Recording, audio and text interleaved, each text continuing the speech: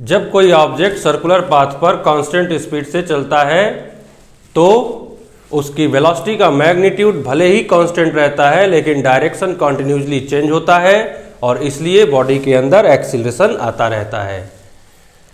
अगर हम ये देखें कि वेलोसिटी में जो चेंज आ रहा है उसका डायरेक्शन क्या है, तो चेंज इन वेलोसिटी का जो एवरेज डायरेक्शन आता है वो हमेशा सेंटर की ओर होता है। ये हम एक अपने 6 मिनट के वीडियो में हम ये समझा चुके हैं और जिसे देखना हो वो देख सकता है।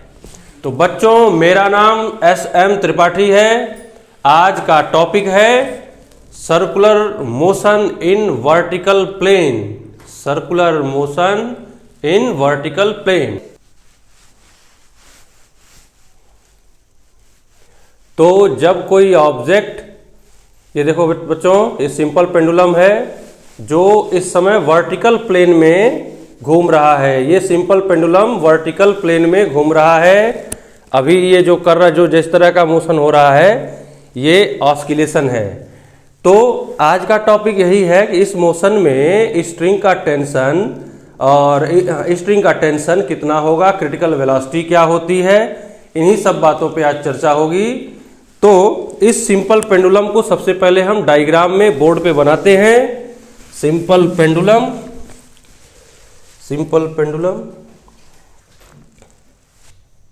m मास का बॉब किसी स्ट्रिंग से टाइट है और स्ट्रिंग का वन एंड किसी फिक्स्ड पॉइंट पे टाइट है, किसी एक पॉइंट पे फिक्स्ड है।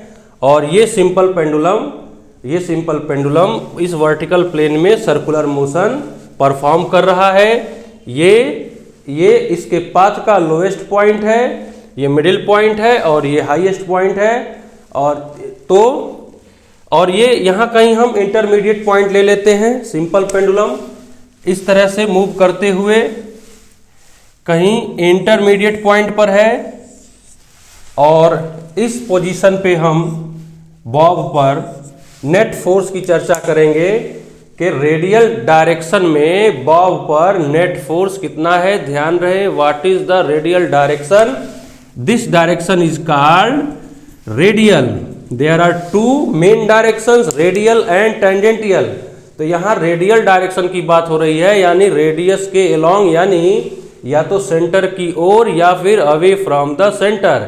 यहाँ ये अंडरस्टूड है कि जब कोई ऑब्जेक्ट v स्पीड से r रेडियस के पाथ पर चलता है तो ऑब्जेक्ट का एक्सीलरेशन v²/r आता है और ऑब्जेक्ट का एक्सीलरेशन v²/r आता है और इसका डायरेक्शन सेंटर की ओर होता है। इसे सेंट्रीपिटल एक्सीलरेशन कहते हैं। इसका डायरेक्शन हमेशा सेंटर की ओर होता है। तो अभी बॉब पर लगने, रेडियल डायरेक्शन में बॉब के ऊपर लगने वाले सारे फोर्सेज को हम एनालाइज करेंगे। तो पहला इसके ऊपर लगने वाला, इसके ऊपर काम करने वाला सबसे पहला फोर्स है इसका अपना वेट, जो कि वर्टिकली डाउनवर्ड है। तो ये हो गया इसका अपना वेट और स्ट्रिंग का टेंशन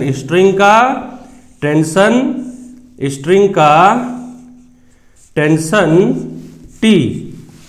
हम सभी जानते हैं, ये बताने की जरूरत नहीं है कि सर्कुलर पाथ पर चलने के लिए सेंट्रीपेटल एक्सीलरेशन प्रोड्यूस करने के लिए सेंट्रीपेटल फोर्स की जरूरत होती है, जिसका डायरेक्शन हमेशा सेंटर की ओर होता है। किसी भी ऑब्जेक्ट को सर्कुलर पाथ पे चलने के लिए सेंट्रीपेटल की जरूरत होती है। और फिलहाल इसमें दो फोर्सेज हमें दिख रहे हैं। पहला है mg वर्टिकली डाउनवर्ड और दूसरा है T टुवर्ड द सेंटर। यह है स्ट्रिंग का टेंशन।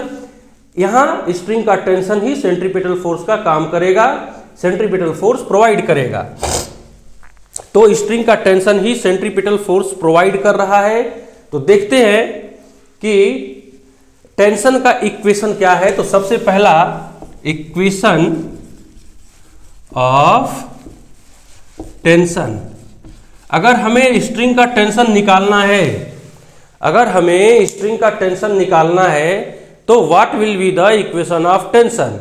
तो सबसे पहले देखते हैं कि बॉब पर, दिस इज बॉब, और कितने फोर्सेस रेडियल डायरेक्शन में। mg का डायरेक्शन वर्टिकली डाउनवर्ड है, रेडियल नहीं है, लेकिन mg का एक कंपोनेंट रेडियल डायरेक्शन में है जो कि वो हो जाएगा mg cos theta, mg cos theta.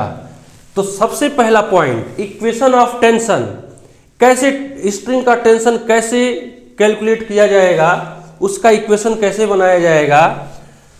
तो इन रेडियल डायरेक्शन,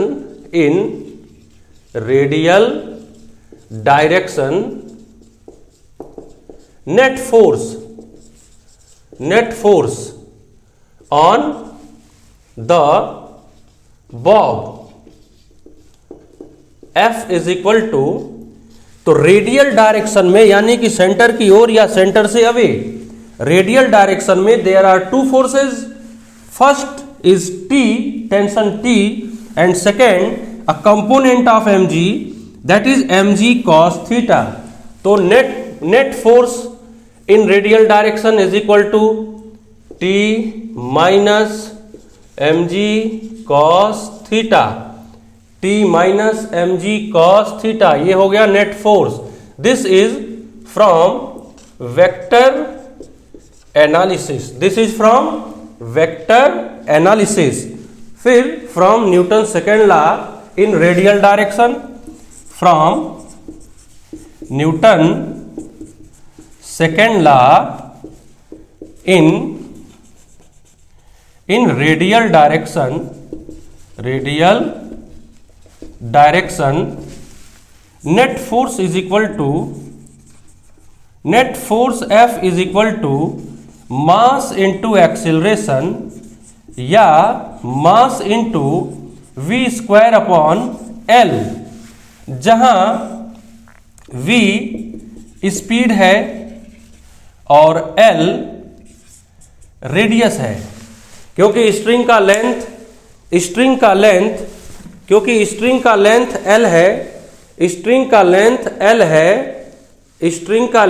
L है, तो पाथ ऑफ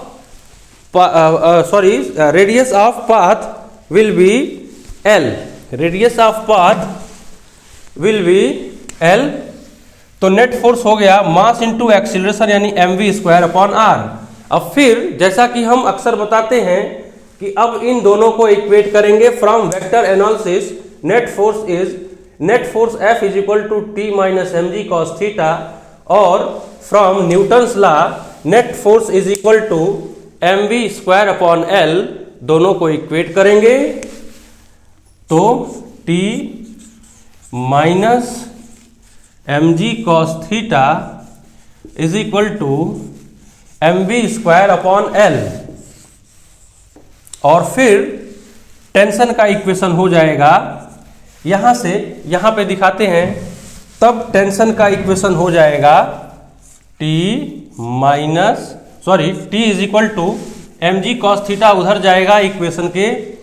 हाँ, एक चीज और, यहां इसका साइन जो v स्क्वायर अपॉन L है, एक मिनट, जो v स्क्वायर अपॉन L है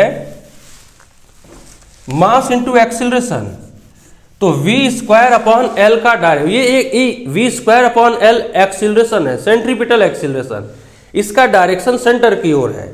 तो यहां पर जैसा कि t का डायरेक्शन सेंटर की ओर है, तो इस डायरेक्शन को हमने पॉजिटिव से शो किया है, तो इस एक ही इक्वेशन में इस डायरेक्शन को यहां भी पॉजिटिव से शो किया जाएगा, और इसलिए इसको हम v square upon L positive लिखेंगे। तब t इज इक्वल टू हो जाएगा mv square upon L plus mg cos theta. ये इक्वेशन हमें टेंशन बताएगा, किसी भी पॉइंट का टेंशन बताएगा।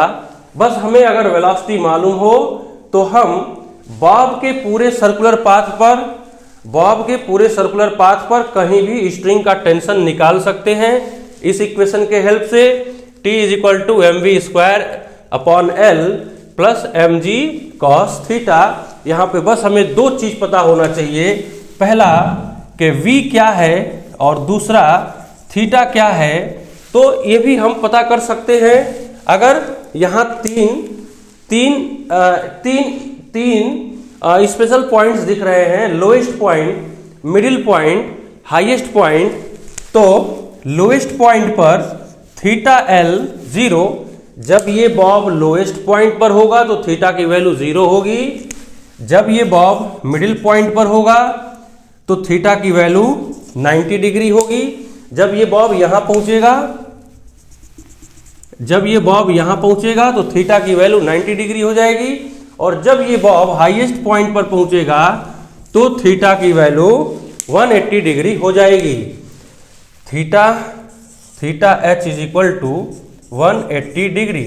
अब अगर किसी गिवन पॉइंट पर, कहीं इंटरमीडिएट पॉइंट पर या लोएस्ट, मिडिल और हाईएस्ट पॉइंट पर कहीं भी अगर हमें टेंशन निकालना है तो बस हमें दो चीजें पता होनी चाहिए। पहला कि what is the speed at that point, और दूसरा व्हाट इज द थीटा। तो अगर लोएस्ट पॉइंट पे है तो थीटा 0 होगा, मिडिल पॉइंट पे है तो थीटा 90 होगा, और अगर हाईएस्ट पॉइंट पर है तो थीटा 180 होगा। तो बच्चों तो पहला कि टी एल लोएस्ट पॉइंट पर टेंशन कितना होगा, ये इक्वेशन फॉलो करते हुए लिखेंगे M V L square upon L plus M G cos 0, और कॉस 0 की वैल्यू 1 होती है। तो T L is equal to M V L square upon L plus M G. ये हो गया लोएस्ट पॉइंट का टेंशन। फिर हम मिडिल पॉइंट का टेंशन निकालते हैं। T M is equal to T M यानी कि थीटा की वैल्यू। जब बॉब लोएस्ट पॉइंट पर होगा, यहां ये जान लेना जरूरी है कि जब बॉब लोएस्ट पॉइंट पर होगा तो यहां डायग्राम में क्लियर है कि थीटा की वैल्यू 0 होगी, जैसा कि हम पहले भी बता चुके हैं। और जब मिडिल पॉइंट पर होगा, ये मिडिल पॉइंट, ये हाईएस्ट पॉइंट, तो जब बॉब मिडिल पॉइंट पर होगा तो थीटा की वैल्यू 90 डिग्री होगी। और T M is equal to M V M square upon L plus M G cos 90, और सभी जानते हैं कि कॉस 90 0 होता है, तो ये वाला पार्ट 0 हो जाएगा। तो मिडिल पॉइंट का टेंशन निकल गया M V M square upon L, M V M square upon L. फिर हाईएस्ट पॉइंट के लिए थीटा की वैल्यू 180 डिग्री है। जब ये बॉब घूमते हुए हाईएस्ट पॉइंट पर पहुंचेगा तो थीटा की वैल्यू 180 डिग्री हो जाएगी। और T H is equal to M V H square upon L plus M G cos 180। Cos 180 की वैल्यू -1 होती है। तो T H is equal to M V H square upon L minus M G. तो ये 3 point पर हम tension दिखा दिए। 3 पॉइंट पे हमने टेंशन का इक्वेशन बता दिया। लोएस्ट पॉइंट पर M V H square upon L minus M G, middle point पर M V M square upon L, और हाईएस्ट पॉइंट पर, ये हाईएस्ट पॉइंट पर है, फिर लोएस्ट पॉइंट पर M V L square upon L plus M G. यहां एक चीज और बता दें, what is V L, what is V M and what is V H. तो V L is speed at lowest point, V M is speed at middle point, V H is speed at highest point.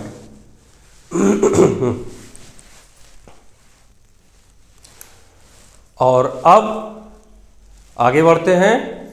Critical velocity, vertical plane में circular motion में critical velocity क्या होती है? Minimum required velocity at any point of the path, minimum required velocity at any point of the path, minimum required velocity, minimum velocity required by the bob, minimum velocity required by the bob at any point of the path, क्या करने के लिए? To complete the circle, circle को complete करने के लिए जितनी minimum velocity की जरूरत होती है उसी को क्या बोलते हैं? Critical velocity. तो अब आगे बढ़ते हैं और पता करते हैं कि ये क्रिटिकल वेलोसिटी क्या है। क्रिटिकल वेलोसिटी, तो अब टॉपिक है क्रिटिकल वेलोसिटी। ये क्रिटिकल वेलोसिटी क्या है? Minimum velocity. तो इसको हम वैसे तो क्रिटिकल वेलोसिटी ज़्यादातर हाईएस्ट पॉइंट के लिए डिफाइन किया जाता है कि हाईएस्ट पॉइंट पर क्रिटिकल वेलोसिटी क्या होती है, लेकिन हम कहीं किसी भी पॉइंट के लिए कि what is the minimum required velocity at lowest point to complete the circle, ये लोएस्ट पॉइंट की critical velocity. What is the minimum required velocity to complete the circle at middle point, and that is what is at highest point. तो और हम किसी भी point की critical velocity निकाल सकते हैं बीच में, कि यहां पर अगर बॉब यहां है तो हम टेंजेंटियल डायरेक्शन में कितनी स्पीड दे दें, बॉब को कितनी स्पीड दे दें कि बॉब 1 रिवोल्यूशन कंप्लीट कर दे, सर्किल को कंप्लीट कर दे, यही क्रिटिकल वेलोसिटी है। तो हम सबसे पहले एक चीज समझेंगे, critical velocity is minimum required velocity. ध्यान रहे, critical velocity is minimum required velocity. तो ये इक्वेशन क्या बताता है बच्चों ये इक्वेशन क्या बताता है? ध्यान से सुनना। ये इक्वेशन ये बताता है कि with increase in v t increases, with increase in v t increases. तो हमें एक जनरल कॉन्सेप्ट मिल गया, हमें एक जनरल कंक्लूजन मिल गया कि जब स्पीड बढ़ेगी तो जब स्पीड बढ़ेगी तो टेंशन बढ़ेगा, स्पीड घटेगी तो टेंशन घटेगा। अब हम स्पीड को घटाना शुरू करते हैं। हम स्पीड को कहां तक घटा सकते हैं? टेंशन के मिनिमम, यानी कि टेंशन के मिनिमम होने तक ही स्पीड को घटा सकते हैं। What is minimum tension? किसी भी स्ट्रिंग का मिनिमम टेंशन क्या होता है?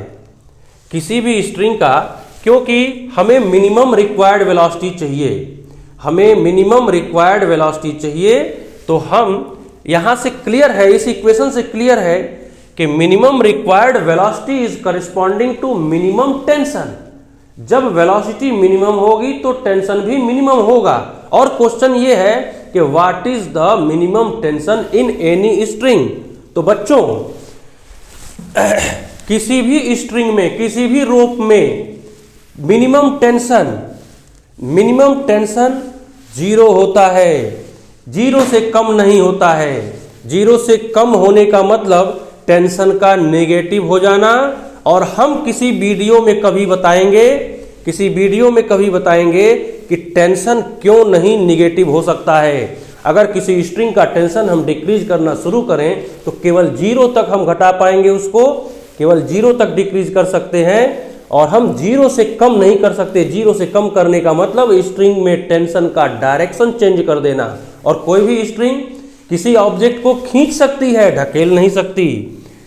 टेंशन के नेगेटिव होने का मतलब स्ट्रिंग यानी रोप किसी ऑब्जेक्ट को खींच सकती है। अब नेगेटिव होने का मतलब कि रोप किसी ऑब्जेक्ट को ढकेल रही है। तो जब रोप किसी ऑब्जेक्ट को ढकेलने की कोशिश करेगी तो रोप टेढ़ी हो जाएगी।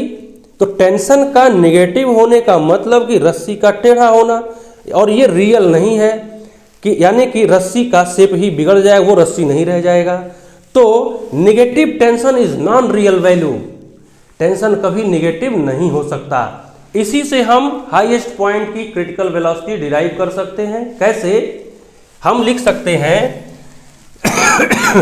कि टी मिन इज करस्पॉन्डिंग टू वी मिन। यहां मिन का मतलब मिनिमम है। Minimum tension is corresponding to minimum velocity, minimum speed. वो क्लियर है इस इक्वेशन से। इस इक्वेशन से क्लियर है कि minimum velocity minimum tension is corresponding to minimum velocity is corresponding to minimum tension, and minimum tension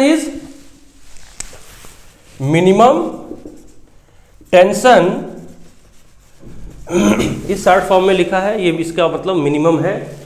जो बच्चे हमें डायरेक्ट जानते हैं वो जानते होंगे कि ये इसका क्या मतलब है। तो minimum tension in any string is 0। किसी भी स्ट्रिंग का मिनिमम टेंशन 0 होता है, किसी भी स्ट्रिंग का मिनिमम टेंशन 0 होता है। तो हम इसका यूज करके हाईएस्ट पॉइंट का क्रिटिकल वेलोसिटी निकाल सकते हैं।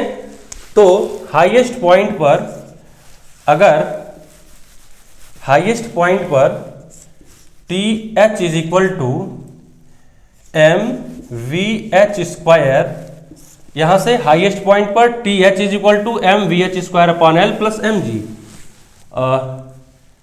M V H square upon L plus M G, sorry minus M G, sorry this is minus M G, क्योंकि M G cos 180, M G cos 180 इसी वीडियो में हमने बताया है कि एम जी कॉस 180, तो माइनस एम जी हो जाएगा। तो T H is equal to M V H square upon L minus M G.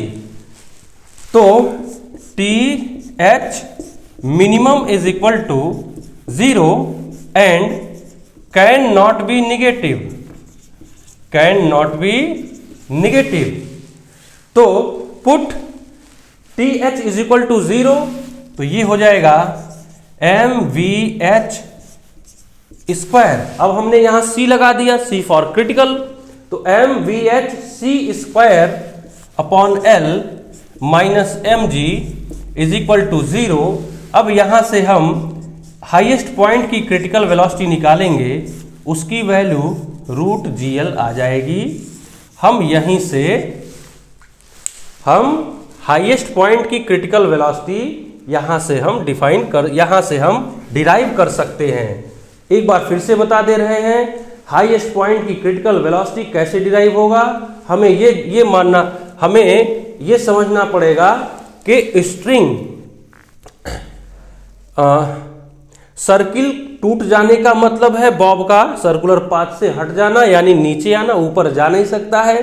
तो बॉब का नीचे आ जाना, नीचे आने का मतलब रस्सी का टेढ़ा हो जाना, टेढ़ा होने का मतलब टेंशन का निगेटिव होना।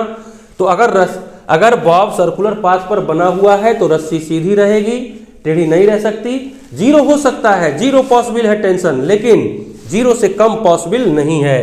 तो टी हाईएस्ट पॉइंट का मिनिमम टेंशन, और हम पहले ही बता चुके हैं कि minimum tension is corresponding to minimum velocity. तो हाईएस्ट पॉइंट का मिनिमम टेंशन 0 है, इससे छोटा टेंशन किसी भी स्ट्रिंग पर हो नहीं सकता, किसी भी स्ट्रिंग में इससे कम टेंशन नहीं हो सकता है। तो यहां से हम ये बोल रहे हैं कि minimum tension is corresponding to minimum velocity. तो हमने टेंशन को 0 रखते हुए हाईएस्ट पॉइंट पे मिनिमम रिक्वायर्ड वेलोसिटी हमने निकाल दिया अंडर रूट जी एल। तो सर्किल को कंप्लीट करने के लिए, हाईएस्ट पॉइंट को क्रॉस करने के लिए ये जरूरी है कि बॉब की जो स्पीड है हाईएस्ट पॉइंट पर कम से कम, यानी क्रिटिकल वेलोसिटी, वो रूट जी एल होनी चाहिए, नहीं तो सर्किल कंप्लीट नहीं हो पाएगा और बॉब सर्कुलर पाथ से डिफ्लेक्ट हो जाएगा और प्रोजेक्टाइल में ऐसे मूव करता हुआ सर्किल को ब्रेक कर देगा। तो अगर हाईएस्ट पॉइंट पर critical velocity root G L है, तो अगर बॉब यहां पर बॉब की velocity v is equal to root G L, तो what is the velocity at middle point and what is the velocity at lowest point, यानी middle point की critical velocity. अब यहां पे वेलोसिटी मिनिमम है, तो यहां भी मिनिमम रिक्वायर्ड वेलोसिटी ही होगा, यहां पर भी मिनिमम रिक्वायर्ड वेलोसिटी ही होगा।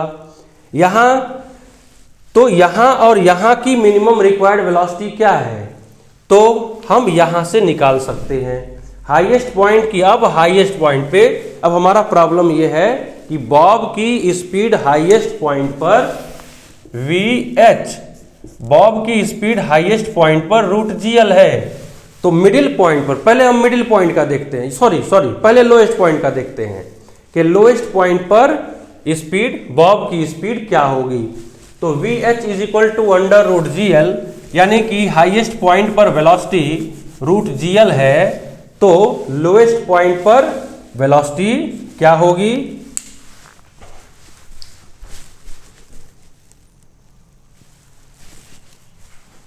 लोएस्ट पॉइंट पर वेलोसिटी क्या होगी। तो एक चीज यहां समझना पड़ेगा कि लोएस्ट पॉइंट और हाईएस्ट पॉइंट में हाइट का कितना अंतर है, L, और ये L to L। तो जो लोग एनर्जी कंजर्वेशन लॉ पढ़े होंगे वो जानते होंगे कि मैकेनिकल एनर्जी कंजर्व होती है।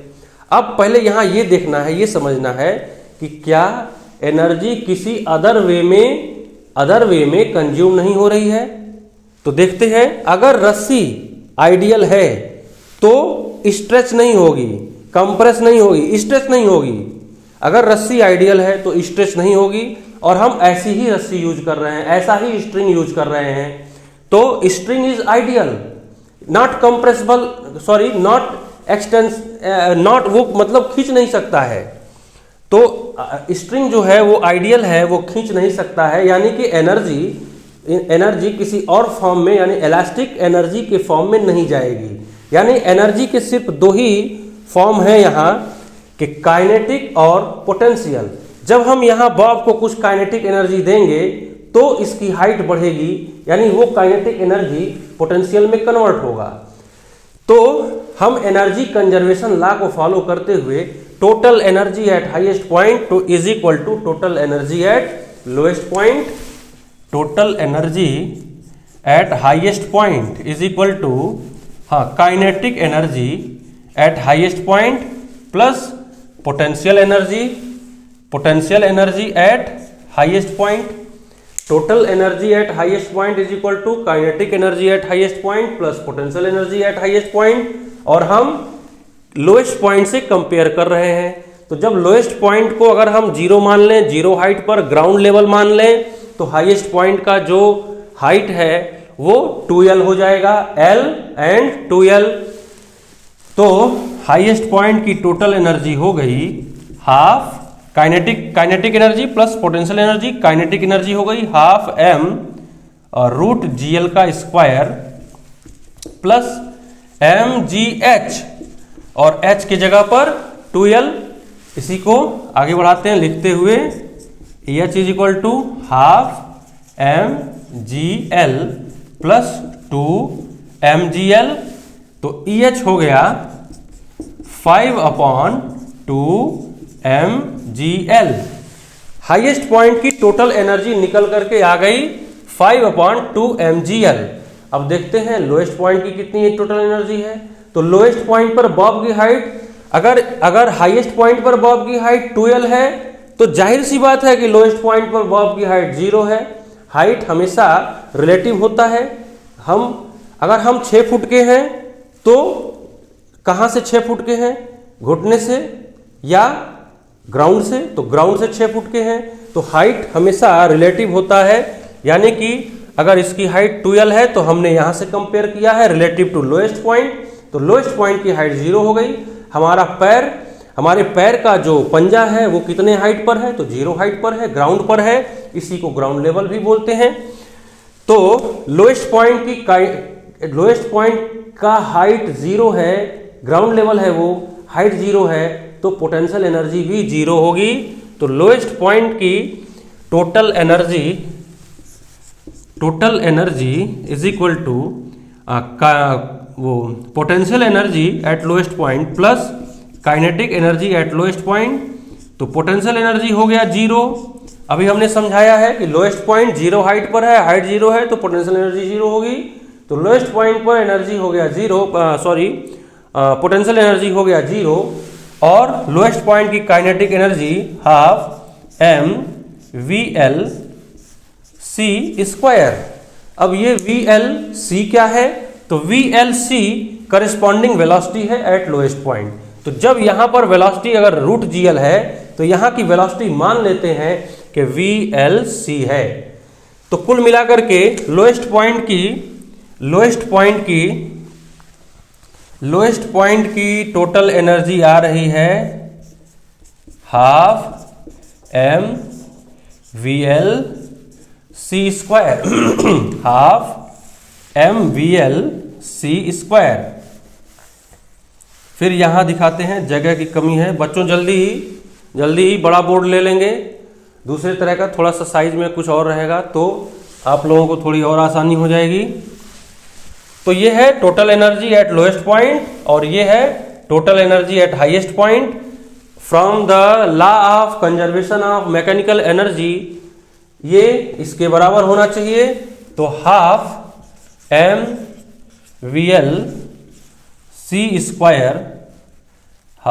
mVLC² is equal to 5/2 mgl।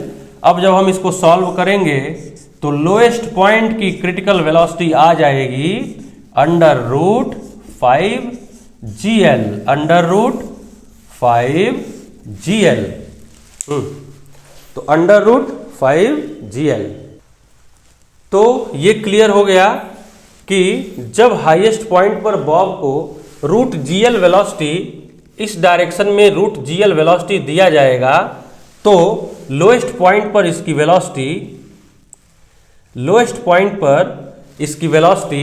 √5gl हो जाएगी।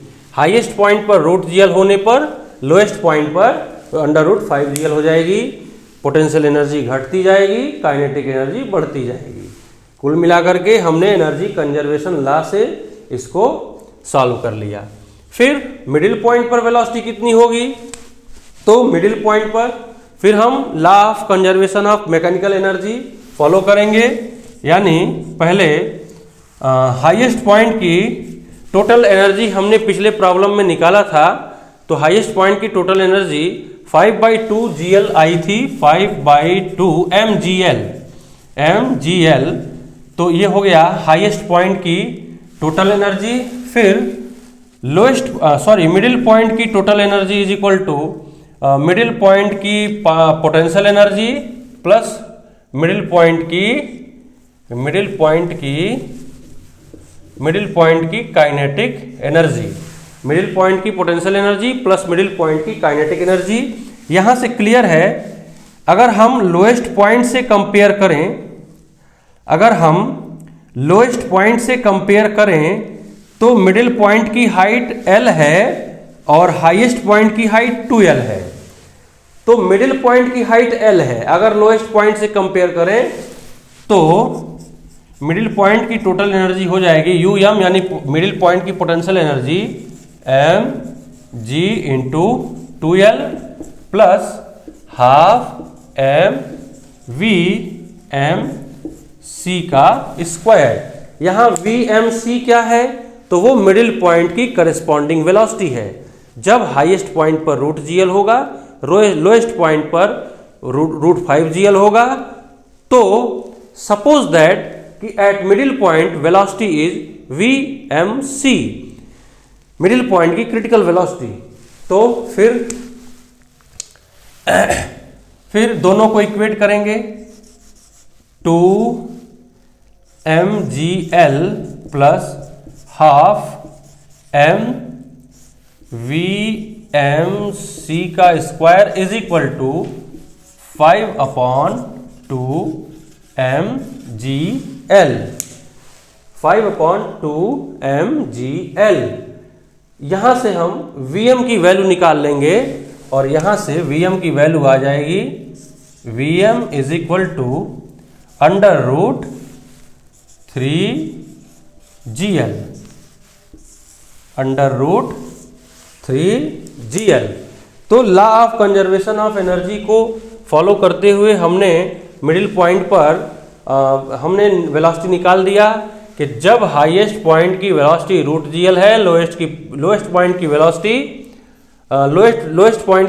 √5gl है, तो मिडिल पॉइंट की वेलोसिटी √3gl होगी, √3gl होगी।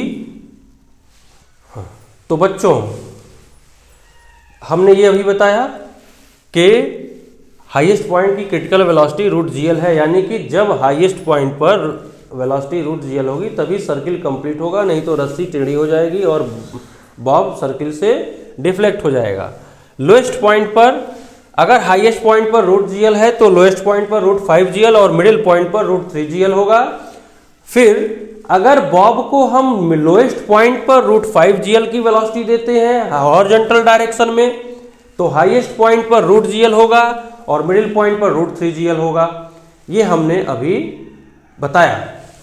और अब हम ये देखते हैं कि जब बॉब ये क्रिटिकल करिस्पॉन्डिंग पॉइंट्स की ये क्रिटिकल वेलोसिटी है, तो अब हम ये देखेंगे कि जब बॉब क्रिटिकल वेलोसिटी यानी minimum velocity required for complete the circle, जब मिनिमम रिक्वायर्ड वेलोसिटी से चलेगा सर्किल कंप्लीट करने के लिए, मिनिमम रिक्वायर्ड वेलोसिटी के साथ चलेगा, तो स्ट्रिंग का टेंशन क्या होगा। तो सबसे पहले इस टेंशन का इक्वेशन यहां हम क्या करेंगे, VL में लोएस्ट पॉइंट का टेंशन निकालने के लिए VL की जगह पर रूट 5 GL, VM की जगह पर रूट 3 GL और TH की जगह पर रूट GL रख देंगे। फिर देखते हैं टेंशन कितना आ रहा है। तो TL is equal to M और लोएस्ट पॉइंट पर क्रिटिकल वेलोसिटी रूट 5 GL और इसका स्क्वायर, तो half M VL square upon L plus mg, ये आ गया 5M GL upon L plus mg। तो लोएस्ट पॉइंट का टेंशन आ गया 6 mg। तो जब हम किसी बॉब को जब हम किसी सिंपल पेंडुलम से वर्टिकल प्लेन में सर्कुलर मोशन परफॉर्म कराते हैं, तो लोएस्ट पॉइंट पे टेंशन मिनिमम टेंशन यानी मिनिमम वो क्रिटिकल वेलोसिटी के साथ मूव कराते हैं, तो लोएस्ट पॉइंट पर 6 mg का, सिर्फ 6 mg का नहीं उसके वेट का 6 गुना टेंशन स्ट्रिंग में प्रोड्यूस होता है। 2 किलोग्राम की बॉडी होगी तो 2 किलोग्राम टेंशन क्रिएट करेगा 20 न्यूटन, लगभग 20 न्यूटन, और 6 mg यानी 120 न्यूटन का टेंशन क्रिएट होगा स्ट्रिंग के अंदर। फिर देखते हैं मिडिल पॉइंट पर। तो मिडिल पॉइंट पर Tm इज इक्वल टू, एक गलती हुई है बच्चों, यहां mg नहीं होगा,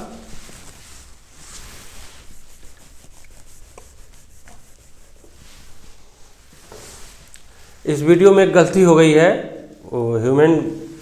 वो है कि mg नहीं होगा यहाँ, क्योंकि स्ट्रिंग हॉरिजॉन्टल है।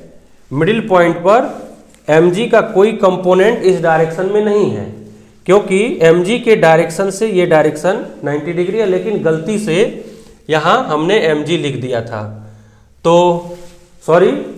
और तो इसको ज़रा एडजस्ट कर लेना बच्चों, क्योंकि फिर से वीडियो बनाना थोड़ी टाइम की कमी है, तो अब हम इसे फिर से नहीं बना सकते। इस चीज़ को एडजस्ट कर लेना, थोड़ी सी गलती है, इसे एडजस्ट कर लेना। अभी हमारे नज़र में पड़ा है तो हमने उसको करेक्ट कर दिया है। तो Tm is equal to mv m Vm square upon L, यानी m और Vm की वैल्यू है रूट 3 GL का स्क्वायर अपॉन L, और ये आ जाएगा Tm की वैल्यू आ जाएगी 3 mg। Tm की वैल्यू आ जाएगी 3 mg, यानी मिडिल पॉइंट पर जो टेंशन होगा वो 3 mg होगा, लोएस्ट पॉइंट पर जो स्ट्रिंग का टेंशन होगा वो 6 mg होगा, और हाईएस्ट पॉइंट पर, तो सिंस ये पूरा डेरिवेशन ही इसी पे डिपेंड करता है कि हाईएस्ट पॉइंट पर रस्सी का मिनिमम टेंशन 0 है। किसी भी स्ट्रिंग का मिनिमम पॉसिबल टेंशन इज 0 से नीचे नहीं हो सकता है, ये अभी हमने समझाया है शुरुआत में। तो हाईएस्ट पॉइंट पर तो 0 है ही, लेकिन फिर भी अगर हम इस इक्वेशन में VH की जगह पर रूट GL रखें तो टेंशन की वैल्यू 0 आएगी। जैसा कि हम देखते हैं TH is equal to m√GL, ये इक्वेशन फॉलो कर रहे हैं। VH की जगह पर √GL रख दिया हमने अपॉन L माइनस mg, और ये आ गया TH इज इक्वल टू 0। दरअसल ये पूरा डेरिवेशन ही इसी पे डिपेंड करता है कि हाईएस्ट पॉइंट का टेंशन हमें 0 ले लेना है। तो इस तरह से ये यहां तक कंप्लीट होता है। हाँ, तो बच्चों आपने अभी देखा कि क्रिटिकल वेलोसिटी क्या है। हाईएस्ट पॉइंट पर √GL, मिडिल पॉइंट पर √3GL और लोएस्ट पॉइंट पर √5GL क्रिटिकल वेलोसिटी होता है। ये अभी हमने समझाया। अब अगर हम बॉब को लोएस्ट पॉइंट पर वेलोसिटी √5GL देते हैं, बॉब को लोएस्ट पॉइंट पर √GL की वेलोसिटी देते हैं, तो हाईएस्ट पॉइंट पर वेलोसिटी फिर से बोलते हैं, अगर हम बॉब को √5GL की वेलोसिटी देते हैं √5GL की वेलोसिटी देते हैं, अगर हम बॉब को लोएस्ट पॉइंट पर √5GL की वेलोसिटी देते हैं, वो भी किस डायरेक्शन में, अलोंग हॉरिजॉन्टल, तब ये बॉब सर्किल कंप्लीट करेगा, क्योंकि ये इसकी यहां की क्रिटिकल वेलोसिटी है। तो मिडिल पॉइंट पर बॉब की वेलोसिटी √3GL और हाईएस्ट पॉइंट पर बॉब की वेलोसिटी √GL होगी। अब अगर लोएस्ट पॉइंट पर वेलोसिटी √5GL से ज्यादा है, तो मिडिल पॉइंट पर वेलोसिटी √3GL से ज्यादा होगी, हाईएस्ट पॉइंट पर वेलोसिटी √GL से ज्यादा होगी। फिर अगर वेलोसिटी लोएस्ट पॉइंट पर √5GL से कम है, तो मिडिल पॉइंट पर वेलोसिटी √3GL से कम होगी और हाईएस्ट पॉइंट पर वेलोसिटी √GL से कम होगी, और बॉब यहां से यहां के बीच में ही कहीं सर्किल को छोड़ देगा, डिफ्लेक्ट हो जाएगा।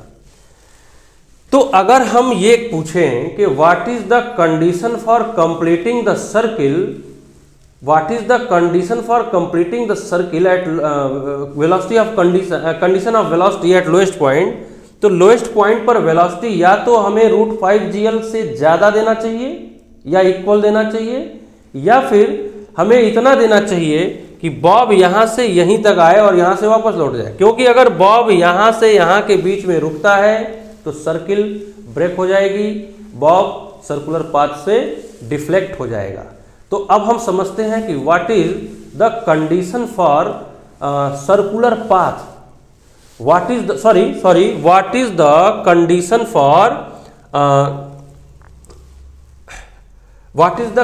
For oscillation, what is the condition for oscillation, what is the condition for oscillation। तो ये है ऑस्किलेटरी मोशन, ये है ऑस्किलेटरी मोशन। हम मिडिल पॉइंट से छोड़ सकते हैं, मिडिल पॉइंट से छोड़ें तो ये ऑस्किलेट करेगा और फिर यहीं आ जाएगा। अब हम वेलोसिटी अगर इतनी देते हैं कि ये मिडिल पॉइंट को क्रॉस कर रहा है, तो देखो सर्किल टूट गया, सर्किल ब्रेक हो गया, सर्किल ब्रेक हो गया, वो बॉब तो मिडिल पॉइंट को क्रॉस नहीं करना है। तो अगर हमें ये निकालना है कि what is the condition for oscillation, तो लोएस्ट पॉइंट पर बॉब को इतनी वेलोसिटी देना है कि ये हाईएस्ट पॉइंट मिडिल पॉइंट तक ही आ पाए और फिर यहीं से लौट जाए। तो ये प्रॉब्लम कैसे सॉल्व होगा, लोएस्ट पॉइंट की total energy is equal to highest point की टोटल एनर्जी। तो मान लो लोएस्ट पॉइंट पर हमने वेलोसिटी दिया VL, तो हाईएस्ट पॉइंट से मिडिल पॉइंट से बॉब जस्ट यहीं से लौट रहा है, तो VM हो जाएगा तो यहां पर बॉब की स्पीड 0 है, क्योंकि बॉब यहीं से लौट जा रहा है, ऑस्किलेशन कर रहा है। इसके ऊपर नहीं जाना है, इसके ऊपर जाएगा सर्किल ब्रेक होगा, सर्किल से वो डिफ्लेक्ट हो जाएगा, और अगर वो ऑस्किलेशन यहीं से लौट जाएगा तो ऑस्किलेटरी मोशन में मूव करेगा। तो यहां की total energy is equal to यहां की टोटल एनर्जी यानी half M V L square plus zero, क्योंकि लोएस्ट पॉइंट पर काइनेटिक एनर्जी जीरो है, इज इक्वल टू, और यहां पर पोटेंशियल एनर्जी है, काइनेटिक एनर्जी जीरो है क्योंकि बॉब यहीं से लौट जा रहा है, तो is equal to M G L plus M G L potential energy हो गया, क्योंकि हाइट कितना गेन कर रहा है, यहां से यहां तक चलने में हाइट गेन कर रहा है एल का, तो हाफ एम वी एल, यहां की kinetic energy half M V L square plus यहां की potential energy zero, lowest point की हाइट जीरो है, तो यहां की potential energy zero is equal to यहां की potential energy M G L और यहां की काइनेटिक एनर्जी जीरो, क्योंकि बॉब यहीं से रिटर्न हो रहा है। तो यहां से वी एल आ जाएगा अंडर रूट 2gl, तो V L is equal to under root 2gl।